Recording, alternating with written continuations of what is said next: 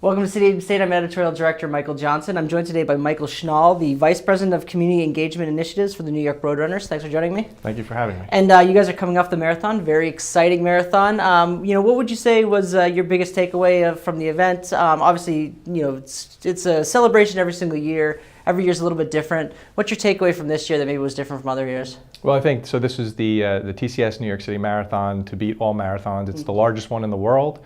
It energizes the city every year, brings in a tremendous amount of people, business, and we are always looking to do a little bit better and bigger every year. And this year, I think the takeaway was we had a special guest. We had Spike Lee as our Grand Marshal, who really energized the crowds as he rolled through in the beginning of the marathon. And he just had a tremendous week with us. He did a special short, a Spike joint, that sort of capsulized his view of New York City, and it was just electric. And it really sort of added another level of energy to the marathon that wasn't there last year. And I know you guys, obviously, the marathon primarily is for the runners, to make them comfortable, make them enjoy it, but also you obviously want the fans to be there and to enjoy it as well. Is there anything specific you did this year for the fans, maybe that you haven't done in the past, other than the Spike Lee kind of partnership? Well, I think we're always looking to get more people out on the field. We had over 1 million spectators, the largest crowd ever.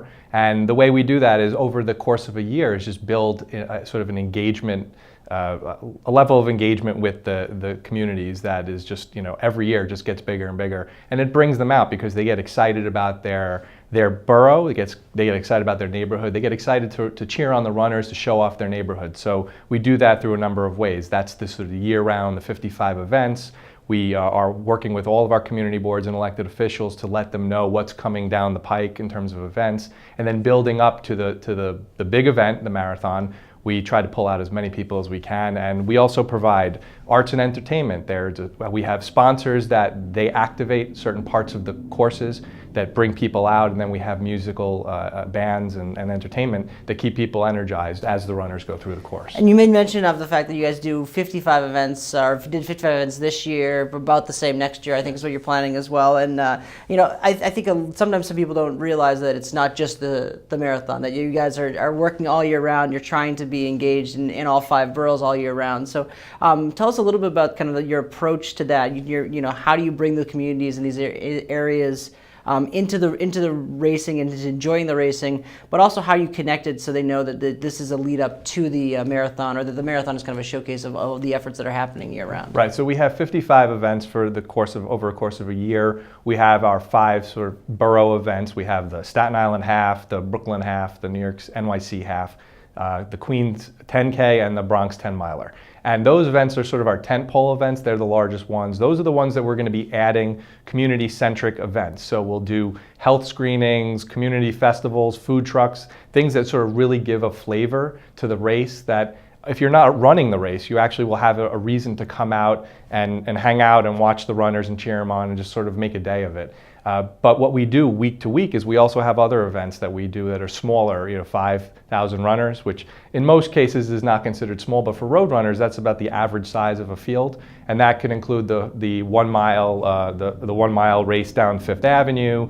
and we have other races in Central Park throughout the course of the year. And so those sort of build that sort of constant energy that we need to build up to the marathon, but we're also engaged with the community boards. So we'll meet with them, we'll discuss with them what the implications are for a race running through their neighborhood, and how we need their help to spread the word, and what kind of things they need road runners to do to sort of make the race a better experience for the local residents who see the race maybe coming through their neighborhood and they don't know what it is, or they don't know how they can sort of participate or even make it better every year. And then we obviously work with our elected officials and local stakeholder groups, local businesses. Anyone that we can engage with, we'll talk to, find out what their role might be, how we can make them part of our events, because ultimately our events are New York City events, they're local events, they're for New Yorkers, and so we want them to be something that everyone enjoys and appreciates and looks forward to seeing every year. Is there something that elected officials, particularly because that's kind of our niche audience here, is there something they could be doing to make it easier for you guys to organize these things? Is it just the awareness factor, or? I think it's awareness. They have so many different constituency groups that come to them every year. So we want to be sort of the group that goes to them and makes them aware of all the great things that we're doing in schools and in the communities.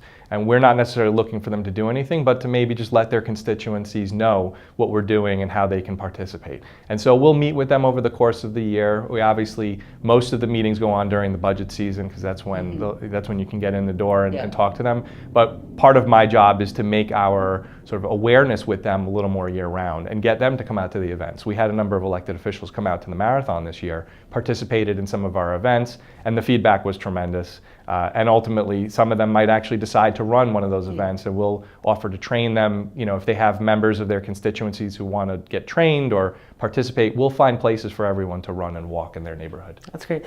We're about to do our Staten Island special issue event coming up next week, and I know you're a Staten Islander, so I want to talk about a little bit about the specific things you guys have planned for Staten Island coming up in 2016. Sure. So, well, what we rolled out this year, which is sort of a new program, is Open Run. Open Run is a free walking and running activity in local parks. We have 2 parks in Staten Island, Conference House Park in the south and Silver Lake Park in the North Shore, and those races are weekly. The Silver Lake race is on Tuesday nights at 7 p.m. and Conference House is Saturdays at 9. And those are sort of the beginning phases of a larger program that we'll be rolling out to allow people to have free and open access to running and walking in their local parks, and we're partnering with New York City Parks. We have a great, strong relationship with the borough president, and he has a very sort of large health and wellness push out of his office. So we're looking to him and to the other elected officials to help create awareness of Open Run. We also have a lot of programs in Staten Island centered around youth. We have Mighty Milers, which are the school-based programs for kids. What we do is we engage with the school and usually a teacher who's a runner or a walker. They bring the kids into the program by allowing them to run and walk, and the goal is over the course of a year for them to do 26.2 miles, which is the marathon, and they receive rewards, the teachers receive rewards, the schools get accolades. And so what we're doing right now is trying to push all of those programs into schools with teachers and students and administration that are receptive to the program. It's completely free, and we just need folks to know that the program actually exists, and we'll take it from there. And in Staten Island, some of the other things we'd like to do with the Staten Island Half is make it more of a festival atmosphere. Okay. It's usually just a one-day event. We're looking to create another day, either before or after the race, depending on if it's a Saturday or Sunday, and have sort of a local feel to it, whether that's local restaurants and food trucks and performers and artists and entertainers coming in and giving people a reason to celebrate the Staten Island Half as an event for the borough. And that's slated for next October, correct? Yes. Great. You talked about the partnership with schools, obviously providing these free programs to encourage kids to run. Is that something where you think that the city could be of more help? I mean, is there a funding issue that would be able to maybe reach more kids, or is it a situation where that's kind of funded just with the money you guys have in general from general funds that you've already got from the marathon and from other things? Well, we have a great working relationship with the Department of Education. Obviously, our goal is to have all 1.1 million kids running and walking. That just makes them better students and keeps them healthier, and it's just better for our city and for their future. And we would love to continue to just bring more schools on board. And so what we do right now is we work one-on-one with those teachers and administrators. And long-term, we would love to be part of a sort of larger discussion about us being part of an education and physical education curriculum, and that would be ideal so that we could become part of that sort of educational focus. And year to year, the program sort of transcends the actual individual teacher and becomes part of the culture of the school. We're working with City Hall very closely to talk about sort of what that would look like. In terms of funding, we fund these programs on a number of ways with earned income from revenue from our races, from donors, from sponsorships. So we're looking to do more, and we'll obviously find the money to support that if that comes to fruition. Good. We're 3 years away from Hurricane Sandy, which obviously kind of probably the darkest day for the New York Road Runners. Unfortunately had to cancel the marathon last minute. And I know there's some public relations problems kind of rose out of that. I have talked before with you guys about coming back from that and making the positive image for the New York Road Runners. Where do you stand right now? Do you feel like you have kind of beat back this sense that it maybe was a bad decision to try to run the marathon and then have to cancel, or do you feel like there's still scars from that episode? I think Road Runners is a stronger, more vibrant organization coming out of 2012. We have more staff that provide more services.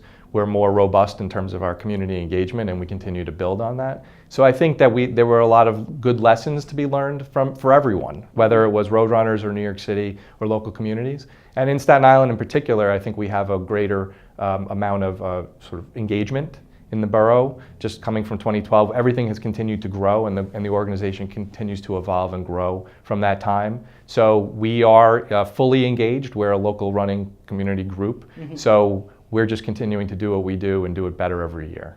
Is there anything you feel like you could do to I mean, I guess help people who are recovering from Hurricane Sandy? Is that still part of the kind of model you guys look forward to?